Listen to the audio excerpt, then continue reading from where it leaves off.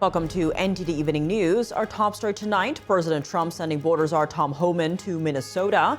That's amid escalating tensions with law enforcement in the state and the president's demands to end the chaos in Minneapolis. Mario Tsu at the White House. Government funding expires at the end of the week, and Senate Democrats have vowed to block funding bills over the administration's immigration policies. Luis Martinez with the details. The National Weather Service says another round of snow could potentially hit the eastern U.S. this weekend. This as cities like New York, Philadelphia, and D.C. are already battling with cold and icy conditions. Sam Wong has the weather update. 7 people are dead after a private jet crashed during takeoff last night amid heavy snow at Maine's Bangor International Airport. Details on the investigation. And a major development, Israel says they've recovered the body of the final hostage from the Gaza Strip. Meanwhile, the U.S. deploys an aircraft carrier to the Middle East amid tensions with Iran. Jason Perry reports.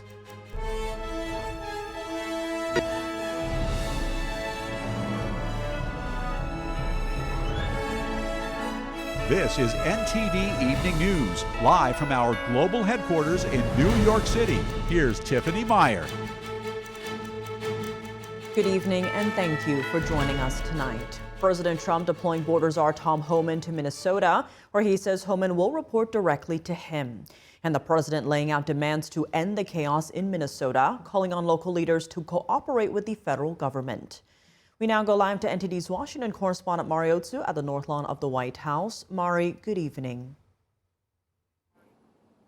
Tiff, good evening. That's right. President Trump today is calling on the governor of Minnesota and the mayor of Minneapolis to cooperate with the federal government and other Democratic officials across the country, as he's saying he spoke to both the governor, Tim Walz, and Minneapolis mayor Jacob Frey today, striking a more conciliatory tone with them both, saying that a lot of progress has been made. This is also as he deploys border czar Tom Homan to Minnesota, where he says Homan will report to him directly and manage operations there on the ground. The president says Homan will meet with Mayor Jacob Frey tomorrow. Meanwhile, the White House is calling the Saturday shooting a tragedy while also attributing it to a broader pattern of hostility toward law enforcement coming from local leaders and the media. Levitt today calling the rhetoric against ICE despicable. Take a look. Many of us grew up reading that story of Anne Frank. Somebody's going to write that children's story about Minnesota. But let's be clear about the circumstances which led to that moment on Saturday. This tragedy occurred as a result of a deliberate and hostile resistance by Democrat leaders in Minnesota. For weeks, Governor Walz and Mayor Frey have shamefully blocked local and state police from cooperating with ICE, actively inhibiting efforts to arrest violent criminals. They have also used their platforms to encourage left-wing agitators to stalk, record, confront, and obstruct federal officers who are just trying to lawfully perform their duties, which has created dangerous situations threatening both these officers and the general public and Minnesotans alike. President Trump's also calling on Congress to immediately pass legislation to end sanctuary cities, calling those cities, quote, the root cause of all of these problems that are happening in Minneapolis. And at today's White House press briefing, Press Secretary Levitt was asked about Homan's involvement in Minneapolis and if this signifies a change in the president's confidence in DHS Secretary Kristi Noem. The White House responding, saying the president still has, quote, full confidence and trust in Noem, and that Saturday's shooting remains under active investigation by the FBI, Homeland Security investigations, and the CBP, and that there are also ongoing investigations into the funding of these anti-ICE protests. Take a look. We'll definitely see an active organization amongst these left-wing groups, Carrie, and it is something that I know the FBI and the Department of Justice are looking into. And we've got also investigations ongoing into the funding of this. We've made actual substantial progress. I just can't publicize it yet, but we've actually found groups and individuals responsible for funding it because it's not happening organically. Meanwhile, President Trump tonight is accusing South Korea of not abiding by the trade deal agreement reached back in July. And in response to this, the president says he's raising tariffs on some goods from South Korea from 15% to 25%. And this is coming just a couple days after President Trump threatened a 100% tariff on Canada over its new trade deal with China. Tiff, back to you. All right, Mari, thanks for those updates. Senate Democrats are threatening to force another government shutdown over DHS funding and have called for the impeachment of Secretary Noem. Our Washington correspondent Luis Martinez has the details. Senate Democrats vow to block government funding bills over immigration enforcement efforts nationwide. Well, we can't vote to fund this lawless Department of Homeland Security. And remember, it's not just in Minnesota. They're violating the law all over the country. I spent last week in Texas where, they are locking up 2-year-old and 3-year-old kids who are here in the United States legally just for the purpose of traumatizing them. The House of Representatives managed to pass all 12 appropriation bills with bipartisan support last week. 7 Democrats joined Republicans to fund the Department of Homeland Security. We've spent less, we've saved more taxpayer dollars, we've codified efforts to remove waste and fraud and abuse, we've advanced a full budget that provides real teeth and delivers the America First agenda, just as we promised that we would. Government funding expires at the end of the week, and without Democratic support in the Senate, the government will partially shut down. My biggest concern is to get ICE out of our state. It is still a dangerous situation. They are still here. We've seen no sign that they've left. There's 3,000 of them and 1,100 sworn police officers from Minneapolis, St. Paul. Actually, they're bigger than ICE, and Border Control is bigger than our 10 metropolitan police forces. Senate Democrats have continued to argue against the enforcement of immigration laws in their states and have called on their constituents to continue to protest ICE operations in their states. I think ICE owes us some information. They've said that there are 1,400 targets in Maine. We'd like to know the nature of those targets. What crimes are they charged with? Have they been convicted? Or have they only been arrested and not convicted?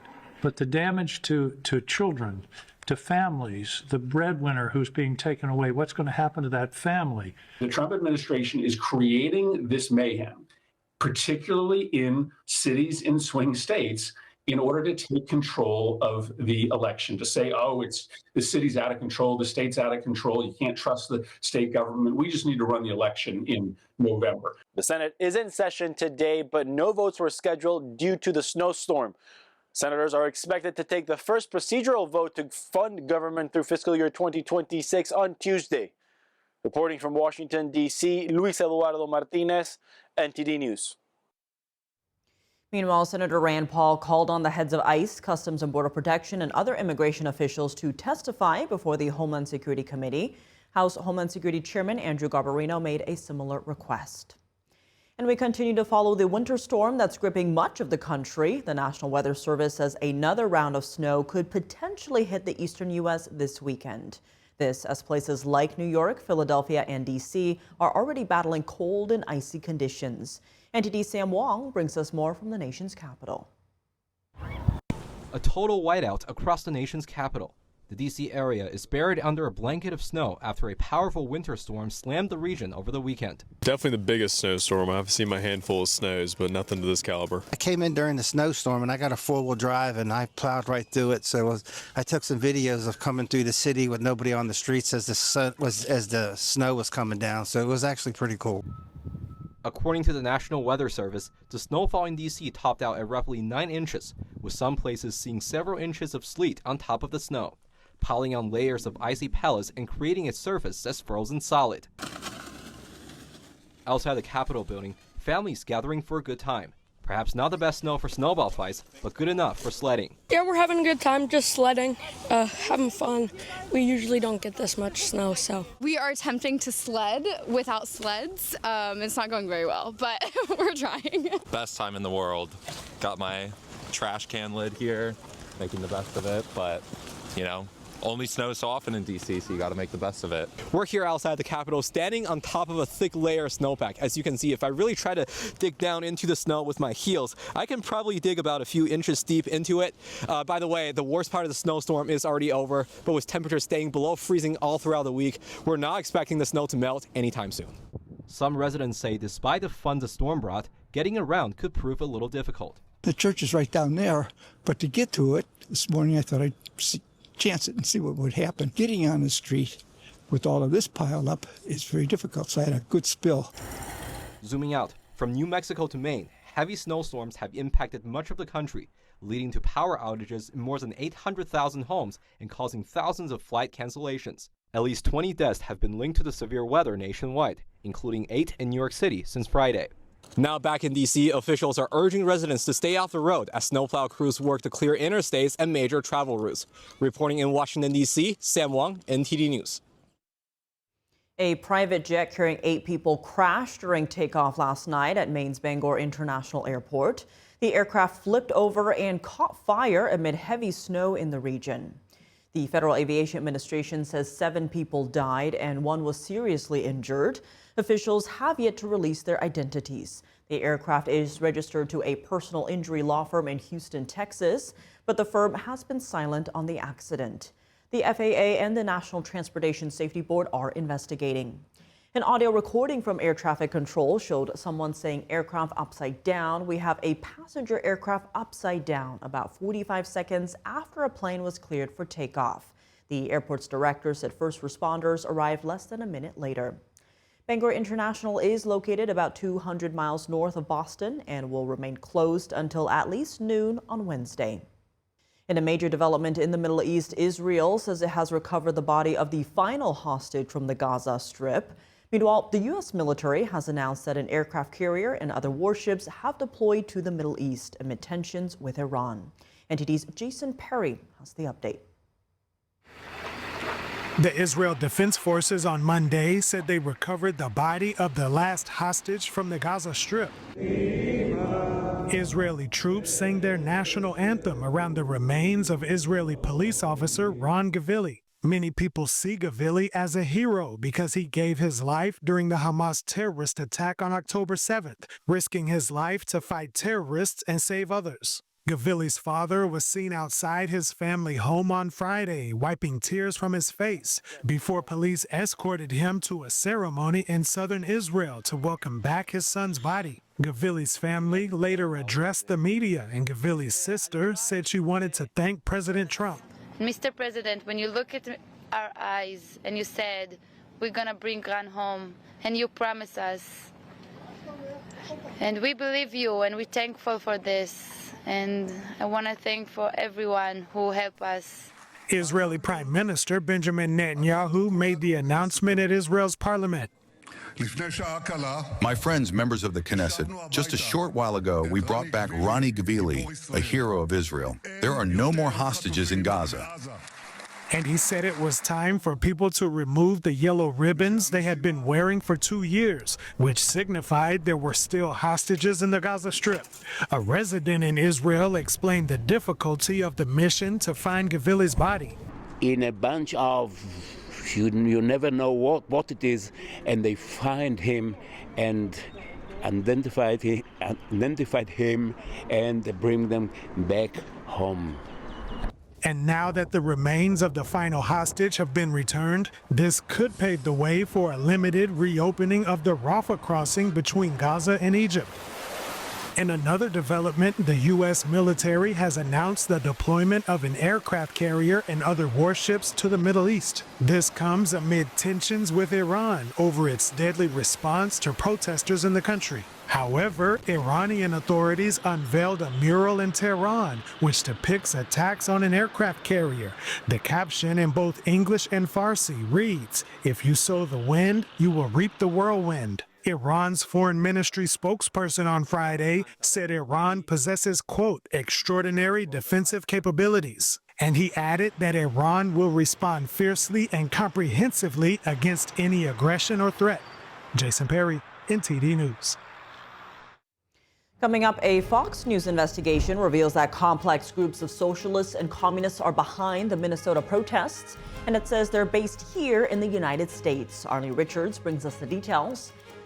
And a former Olympic snowboarder appeared in federal court today in a drug and murder case. Ryan Wedding is accused of running a massive drug network tied to the killing of a federal witness. More on the case when we come back.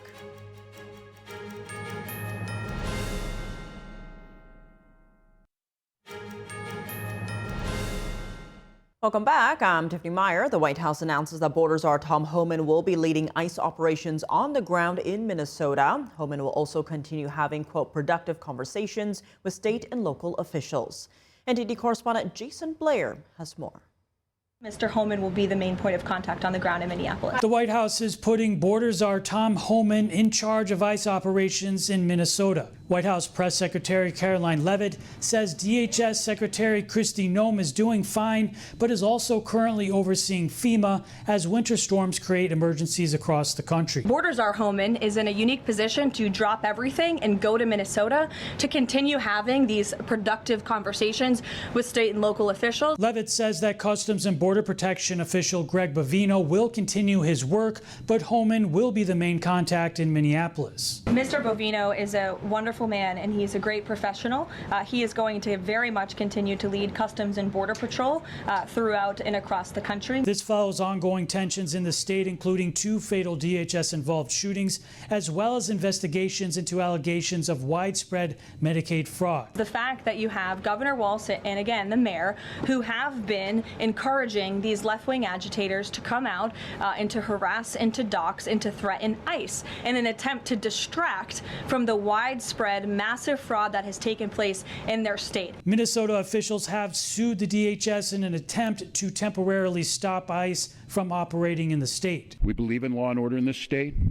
We believe in peace. And we believe that Donald Trump needs to pull these 3,000 untrained agents out of Minnesota before they kill another person. A federal judge began hearing oral arguments in the case on Monday. No indication yet on when a decision will be made.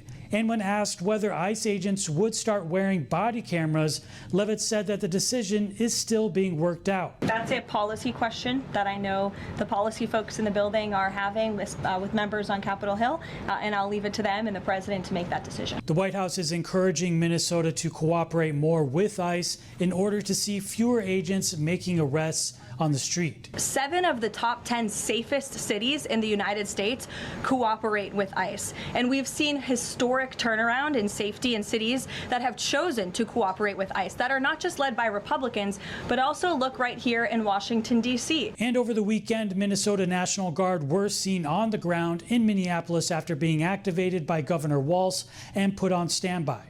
Jason Blair, NTD News. And now information from a Fox News investigative report. It reveals how a complex network of socialist and communist groups are behind the escalating Minnesota protests. They're being called a nationwide protest operation. NTD's Arlene Richards has more details. As President Trump sends border czar Tom Homan to Minnesota, a Fox News report reveals a complex network of far-left organizations that it says are behind agitators mobilized to interfere with ICE agents in Minnesota.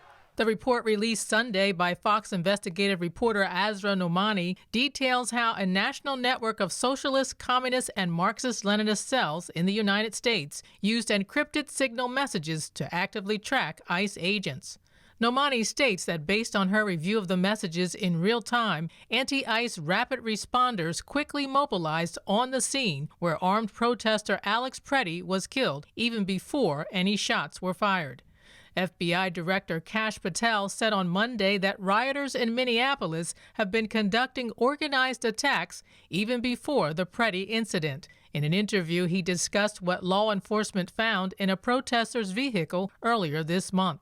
In that vehicle was not just firearms, which thankfully we recovered, but was information about law enforcement, federal agents, and their personal information. Individuals used that personal information on the ground to issue threats of life against not only FBI agents, but their wives and their children. Nomani states in an X post that the network is well funded. She identifies one of the funders as Neville Roy Singham, an American-born billionaire living in China. Arlene Richards, NTD News. Ryan Wedding, a former Canadian Olympic snowboarder, pleaded not guilty today in a Southern California federal court. He faces charges of running a massive international drug trafficking operation and orchestrating multiple murders, including the killing of a federal witness. Federal prosecutors say Wedding led a billion-dollar criminal enterprise responsible for moving more than 60 tons of cocaine from Colombia through Mexico and into the United States and Canada. Authorities allege the drugs were transported by boats, planes, and semi-trucks, with large quantities stored in Southern California before being distributed north. Wedding was arrested last week in Mexico after a year-long international manhunt and was recently added to the FBI's 10 most wanted list. FBI Director Kash Patel compared him to a modern-day El Chapo and Pablo Escobar. Wedding remains in federal custody without bail and is scheduled to return to court February 11th, with trial set for March 24th. Coming up, a trade fight with China, a warning from President Trump, and turmoil inside Beijing's military. How Canada's new trade deal with China and a purge at the top of the Chinese military are sounding alarms in Washington. Jack Bradley reports. And to help us understand the Chinese regime's military purge, we'll have a panel discussion with State Armor CEO Michael Lucci and Epic Times reporter Nathan Su after the break. Stay tuned.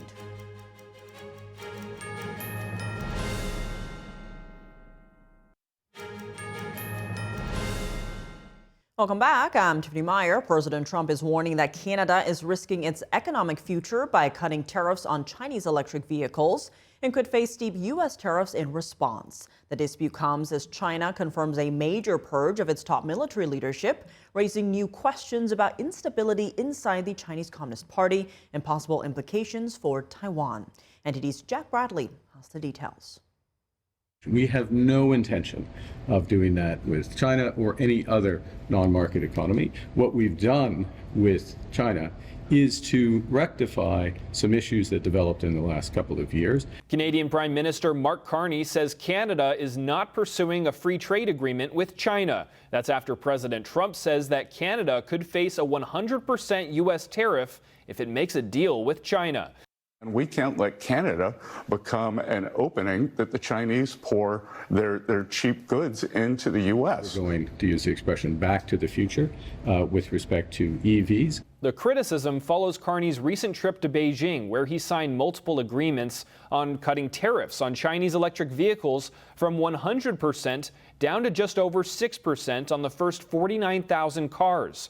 In return, China lowered tariffs on Canada's canola oil. Trump said on social media that China is successfully and completely taking over the once great country of Canada. Several car makers in Canada are opposing Carney's deal with China, saying EV tariff cuts threaten the auto industry. We've seen what happens when cheap Chinese vehicles enter Western markets.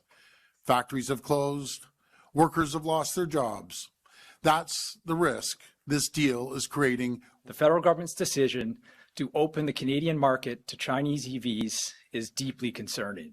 Making that concession in this moment makes the entire Canadian auto sector on shakier ground. Experience in other parts of the world shows that core supply chain remains in China, supported by heavy state subsidies, as Flavio said, very, very low wages, and suspect labor conditions. At the same time, China is facing a major military shakeup. Beijing says 2 of its top commanders are under investigation for serious violations of discipline and law. General Zhang Youxia, Xi Jinping's second in command, and Lu Jianli, the military's chief of staff, both were considered close allies of Xi, now purged. Since last year, dozens of senior officers, including Xi loyalists, have been removed. China's Central Military Commission is now effectively down to 2 members from 6, including Xi himself. And opposition factions within the CCP remain strong. But for Taiwan, the instability raises concern as fewer voices may be able to challenge risky decisions in Beijing. We will, of course, continue to closely monitor abnormal changes among the top levels of China's party, government, and military leadership. Right now, Taiwan is bracing for a possible military attack from China. Last month, the Trump administration approved an $11 billion arms sale, the largest ever to Taiwan. Reporting by Jack Bradley, NTD News. And now we have two excellent guests joining us to dive into the latest military purge in communist China and what it signals. Michael Lucci is the founder and CEO of State Armor, and Nathan Su is an investigative reporter for the Epoch Times. Thank you both so much for joining us. Michael, starting with you, diving right in here, how are you reading this latest series of investigations, purges in China, this time to the country's top generals? There are two things I would say about this. First, there is real tension between Chairman Xi and his military. Obviously, he's purging nearly everybody in his leadership of the military. The reasons for that, I think that there's a lot to debate and consider around the reasons why there's that tension. But I would flag the second point I'd like to make here is there's pretty obvious propaganda being promulgated within the United States, in particular through the Wall Street Journal, about what might be happening in the inner circle of Xi Jinping. They're saying that he's selling nuclear secrets to the United States and some other conjecture like this. The lines in the Wall Street Journal are being rejected by pretty much everyone who's analyzing these issues. So there's real tension between Xi and his military leaders, but a lot of the narrative that's being seeded across the United States seems to actually be used to benefit Xi Jinping himself to consolidate power. And Nathan, you have a unique perspective on this, having come from a military family in China. Now with your reporting work to expose the Chinese regime's influence around the world, what are your thoughts on all of this? Well, I think Xi Jinping is actually trying to replace the most of the Chinese government and party and military officials. That's what he's trying to do. What the situation facing him, it's very much similar to what's facing Joseph Stalin in the 1930s. You know, Stalin facing a lot of people that's left from the Tsar's era, while Xi Jinping is facing pretty much every aspect of a Chinese government, party, and military official who climb up the power ladder in the past 40 or to 50 years of time after China opened to the free market and start their market economy. And in the eyes of Xi Jinping, and they are all corrupted to a certain extent, while Xi Jinping trying to lead China going back to the fundamental communist ideology. He trying to replace a lot of them. So that's why we have seen in the last few years, Xi Jinping trying to actually encourage the fight, the power struggles among officials in different factions in China, either government or party or the military. So he can find a reason to either replace them or purge them as quick as possible. And Michael, we've seen how certain nations put trust in negotiations with the Chinese regime, and some speculate that it could become the next future global leader. Do purges like this of two Chinese generals serve as a reality check of how unstable China's future under this regime really is?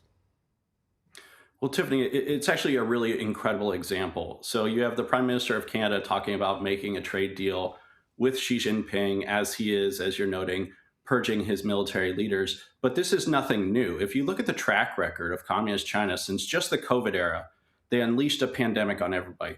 Wolf warrior diplomacy, hoarding PPE, attacking Taiwan, trade war all across the board.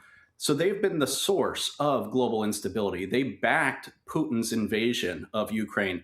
They backed the leaders of Iran. They backed the leader of Venezuela. So pretty much everybody who's causing trouble throughout the world is being backed by communist China. And as we're mentioning here, they are purging their own leaders at the same time. So it's actually quite insane for global leaders, such as the Prime Minister of Canada, to turn to communist China to make some sort of trade deal, which China has never honored any of their trade deals anyways.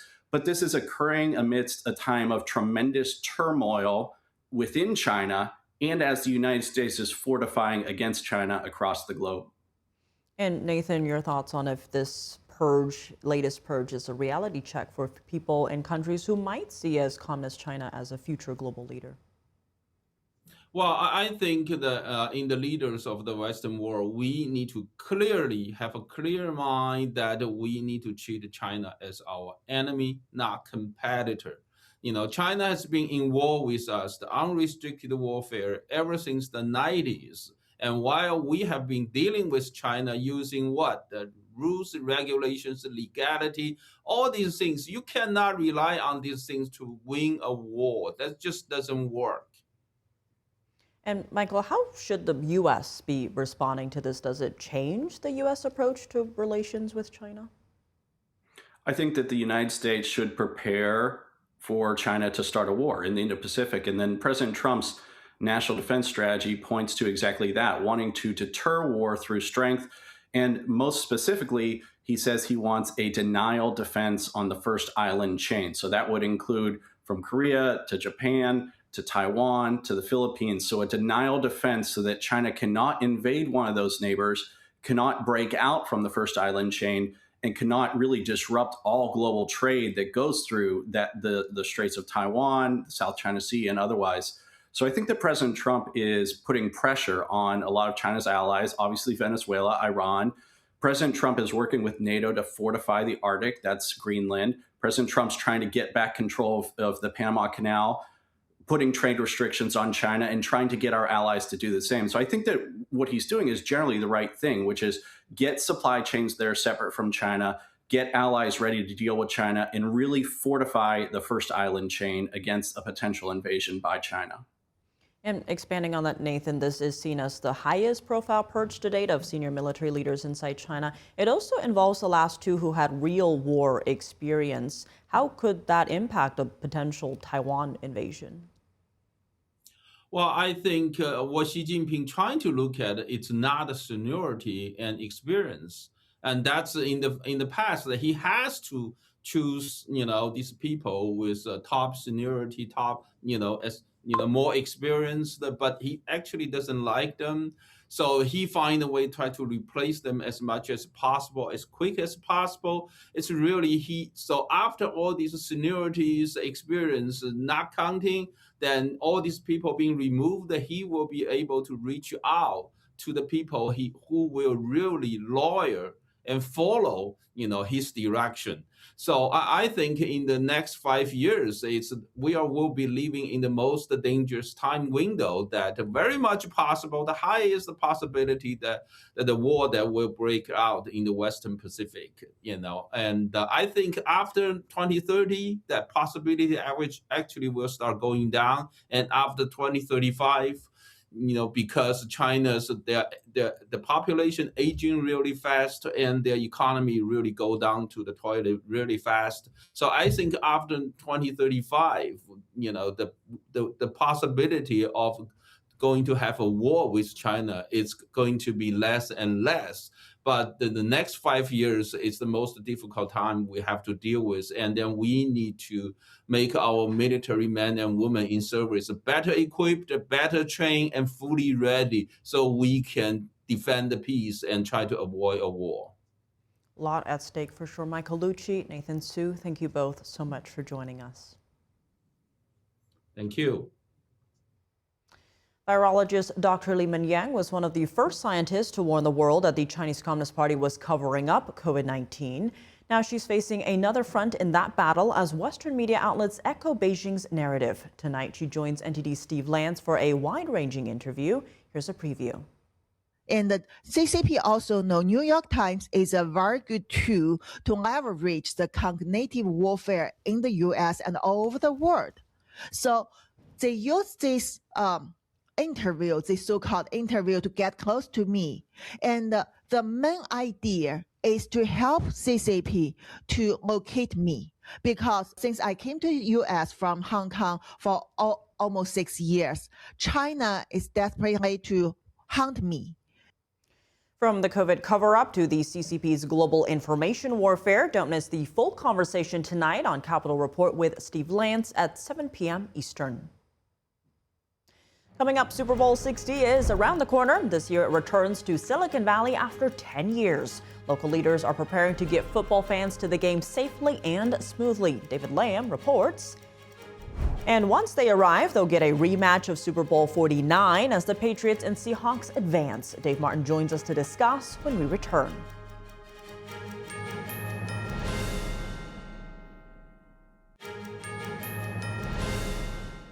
Welcome back. I'm Tiffany Meyer. Super Bowl 60 is less than 2 weeks away. The big game is being held in the San Francisco Bay Area. NTD's David Lamb has more on how Silicon Valley is preparing. Silicon Valley is preparing its transportation and safety measures to ensure a successful Super Bowl 60 on Sunday, February 8th. It's being held in Santa Clara at the Levi Stadium. Carolyn Gonat, CEO of the local transit system, says they started planning 2 years ago. In less than 3 weeks, VTA will be moving record-breaking crowds to one of the biggest sporting events on the planet, Super Bowl 60, right here at Levi Stadium. Today is about excitement, preparation, and confidence because VTA is ready. The local transit system expects to carry 25,000 people to and from the stadium and has made improvements such as eliminating slow zones. San Francisco Mayor Daniel Lurie says the California Highway Patrol will be deployed to help local law enforcement during the days leading up to the big game. All of our teams have been preparing for months. We are ready, we are coordinated, and we are confident that we will provide a safe, welcoming experience for our residents and our visitors. Super Bowl 50 was held in Silicon Valley 10 years ago. From expanded transportation and increased safety and security measures, local leaders are revamping for the influx of football fans to watch the game between the Seattle Seahawks and New England Patriots. David Lamb, NTD News, California.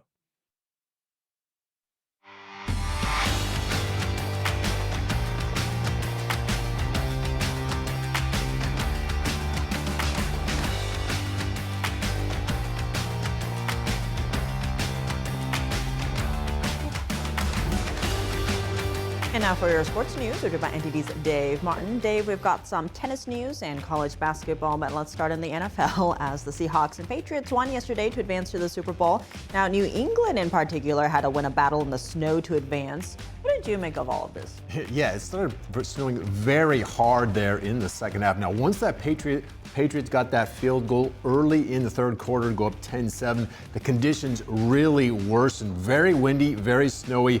No one scored after that. Each side actually missed a field goal, but both had trouble advancing the ball. Both had trouble just getting a footing in the snow. Let's listen to what they said afterwards.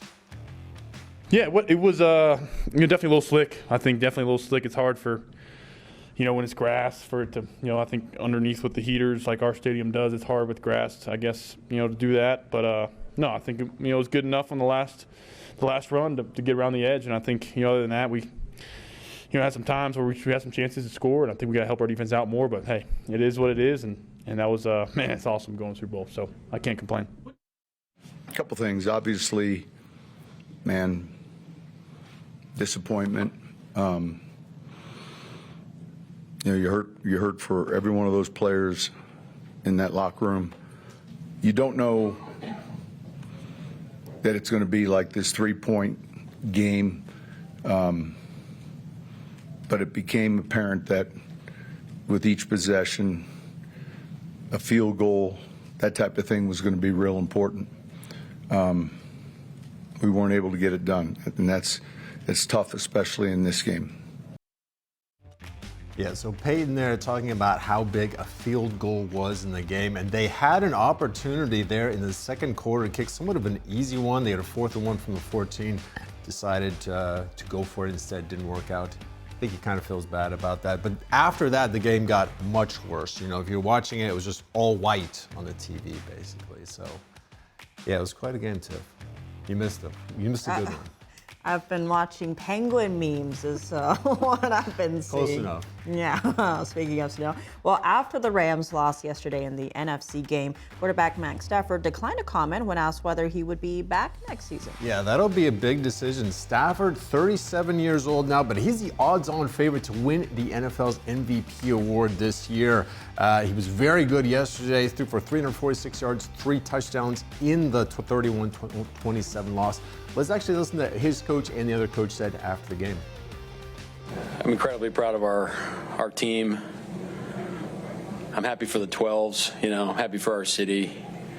What an atmosphere, just to be able to take it in after and understand, what our team's been able to do up to this point and how they've done it. It's just, we're just blessed, just really blessed. I love this team, and I wasn't ready to stop working with them. Thought we had 2 more weeks together. And this was a special year, and I think it's hard to fathom that it's over. It'll take some time, but nothing but gratitude. That's what I want them to know. Sean, do you expect Matthew Stafford to be back next season? Yeah, if he still wants to play. So Patriots versus Seahawks. This is a rematch of Super Bowl 49 from 11 years ago. Maybe you remember that one. Patriots and Tom Brady won in the final minute with an interception at the goal line. Very thrilling Super Bowl. We'll see if history repeats. But why are fans called 12s? Well, see, on the field, that's a good question, Tiff. On the field, it's 11 versus 11. You have 11 guys on offense, 11 on defense. So, at home, the fans in the stands can make a big difference, yelling. So you call the fans the 12th man. That's how it's called. So the 12s. They have like 80,000 12s at the stadium. All right. Now you know. You learned something. Well, shifting gears to college basketball, Arizona was a unanimous #1 in the latest AP poll today. Yeah, Arizona now 20-0 on the season. They lead the Big 12 with a 7-0 record. Now, I will say the tough part of their conference schedule starts tonight, actually. They play at number 13, BYU. 7 of their next 9 games are against currently ranked opponents, so good luck to them. Now, meanwhile, the only other power conference team that's undefeated is Nebraska. They're also 20-0. They moved up to number 5 this week in the rankings. That is the highest in program history, and their schedule is about to get very difficult this week, too. Tomorrow they play number 3 Michigan, and then on Sunday they play number 9 Illinois. Now the rest of the top 10, you got UConn at number 2, followed by Michigan at 3, like I just said. Duke is at 4, then of course Nebraska 5. Gonzaga is at 6, followed by Michigan State, Iowa State, Illinois, and Houston at number 10. So the Big 10 and Big 12 there, 7 of the top 10 ranked teams in the country. Kansas is getting close.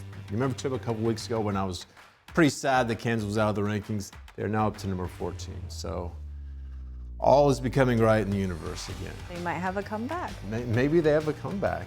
I'll take that. All right, well, looking at tennis news, the quarterfinals of the Australian Open begin tonight. What do you see as some of the most pivotal matchups? Yeah, on the men's side, we've got one tonight. Carlos Alcaraz, actually, it's going to be early tomorrow morning. Carlos Alcaraz faces 6th-ranked Alex de Minaur. Now, Alcaraz ranked number 1. But despite this being a top 10 matchup, this history has been very one-sided. Alcaraz has won all 5 matches, though this is their first at a Grand Slam event, which means it's going to be their first best of 5 match. So that match is scheduled for early tomorrow morning at 4:30 a.m. Eastern Time. Now, the other men's quarterfinal match today, 3rd-ranked Alexander Zverev is against number 25 Lerner Tien, which starts tonight, 9:30 Eastern Time. Then on the women's side, top-ranked Arina Sabalenka faces 18-year-old American Iva Jovic. That starts at 7:30 Eastern Time tonight. Now, Sabalenka has been to the finals of the Australian Open 3 straight years, winning 2 of them. In the other women's semifinal tonight, actually, again, it's early tomorrow morning, 3rd-ranked American Coco Gauff faces 12th-ranked Elina Svitolina.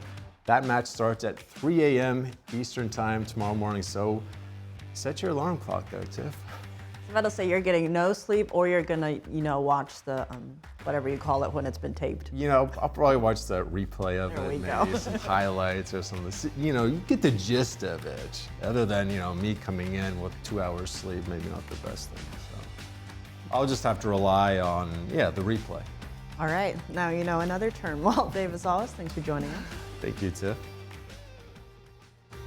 And that's all for today's news. For round-the-clock coverage, visit us at ntd.com/live or download our NTD app. Thanks for tuning in. I'm Tiffany Meyer. Good night.